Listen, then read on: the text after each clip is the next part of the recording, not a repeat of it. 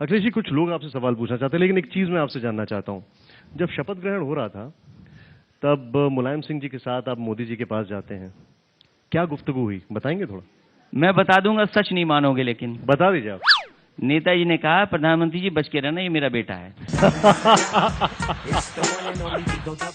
एक ने बहुत तपस्या की, और तपस्या करके जब प्रभु प्रकट हो गए तो उन्होंने कहा कि हम ये कुछ मांगना चाहते हैं।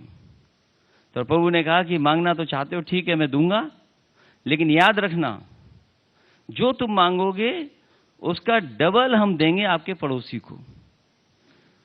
तो उसने सोचा क्या मांगूं, तो उसने मांगा कि भाई मेरी एक आंख फूट जाए। ये बताओ, नोटबंदी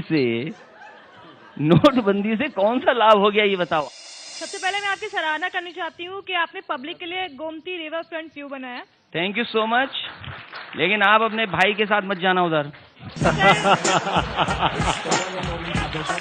और वहां पर हुआ ये कि जो झूले लगे थे, 15 दिन बाद झूले टूट गए, और अखबार वालों ने उसकी तस्वीर छापी।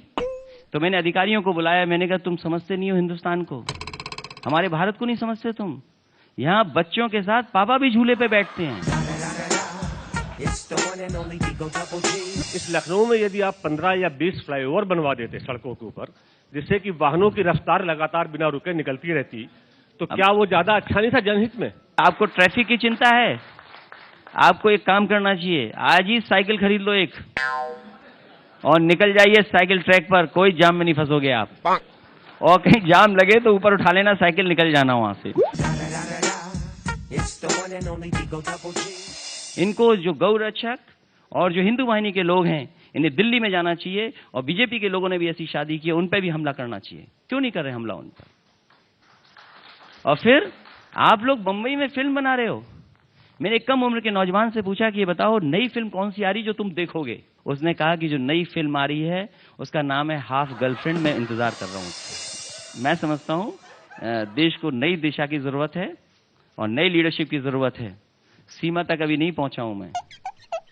सीमा की बात तो बाद में हो जाएगी, वो सवाल ही नहीं पूछा आपने। आप मेरे घर पे पूछते रहे, आपने सीमा का सवाल ही नहीं पूछा। इस बार हमारा ग्लू काम नहीं किया। जो फेविकॉल है वो जनता को समझ में नहीं आया, पसंद नहीं आया। बीजेपी का जो ग्लू था, बीजेपी का जो फेविकॉल था, धर्म का, राष्ट्रवाद का, वो समझ में आ गया उनको। अच्छा, ये जो मैंने बोल दिया है, अब मैं बहुतों का दुश्मन बन गया हूं, राहुल जी, याद रखना।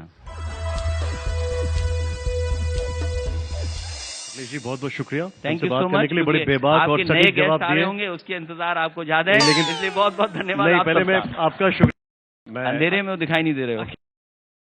बेचारे रोमियो को बदनाम कर दिया इन बीजेपी के लोगों ने।